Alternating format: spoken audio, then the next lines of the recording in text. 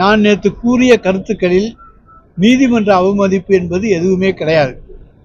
இது சட்டத்துக்கு உட்பட்டு தான் நான் பேசியிருக்கேனே தவிர நீதிமன்றத்தை அவமதித்து பேசவில்லை. ஆனால் ஏற்கனவே முந்திய தீர்ப்புகள் இருக்கின்றனவே, அந்த முந்திய தீர்ப்புகளுடைய அடிப்படையிலே அதை சுட்டிக்காட்டி பேசுகிற உரிமை வழக்கறிஞராகிய எனக்கும் உண்டு. எனவே அந்த முந்திய தீர்ப்புகளை அடிப்படையில் தான் சுட்டிக்காட்டி நான் பேசியிருக்கிறேன்.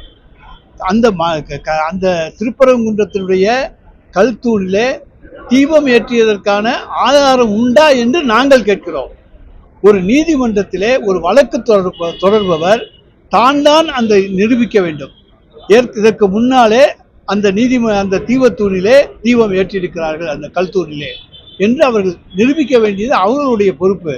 அதை விட்டுவிட்டு அரசின் மீது நீங்கள் நிரூபிக்க வேண்டும், ஏற்றப்படவில்லை என்று நிரூபிக்க வேண்டும் என்று சொல்லுவது ஏற்றுக்கொள்ளத்தக்கதல்ல என்பது எங்களுடைய உச்ச நீதிமன்றத்திலே நாங்கள் வைக்கப் போகிற வாதத்தைத்தான் நான் சொல்லுகிறேனே தவிர நீதிமன்றத்தை நான் அவமதித்து எதுவுமே சொல்லவில்லை. நீதிமன்றத்தை அவமதிக்க வேண்டும் என்கின்ற கருத்துக்கள் திராவிட முன்னேற்ற கழகத்துக்கு கிடையாது.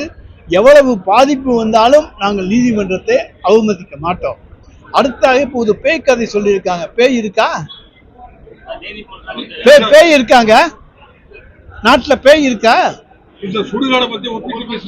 சுடுகாடுக்கு வந்து பேய் இருக்குன்னு சொல்லியிருக்காங்க. நான் அதுக்கு சுடுகாடு சொல்லியிருக்கேன், என்ன தப்பு?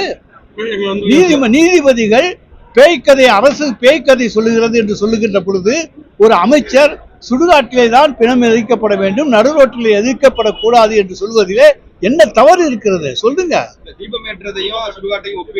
தீபம் ஏற்றுவதை நான் ஒப்பிட்டால் அதே கிடையாது. அதாவது தவறாக புரிந்து கொள்கிறீர்கள். ஒரு உதாரணம் சொல்ல வேண்டும். ஒரு இடத்திலே தீபம் ஏற்றப்படுகிறது என்று அவர்கள் சொல்லுகிறார்கள். அதற்கான ஆதாரம் இருக்கிறதா என்று கேட்கிறோம். ஆதாரம் இல்லை. ஆனால் நீதிமன்றம் தீபம் ஏற்ற வேண்டும் என்று சொல்லுகிறது. அப்பொழுது நாங்கள் என்ன சொல்லுகிறோம்?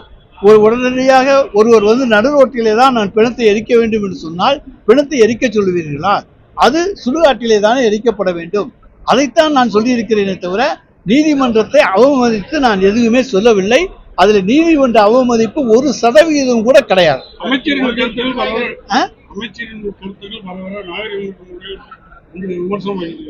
நான் எந்த நாகரிகம்லாம் பேசினேன் சொல்லுங்க. அதாவது ஒரு இதுக்கு உதாரணம் சொன்னோம்னா வேற எந்த உதாரணத்தை சொல்ல முடியும்? நடுரோட்ல எரிக்காதையான்னு சொல்லு அப்படின்னு நான் சொல்ற போது அது அநாகரிகமா? சொல்லுங்க.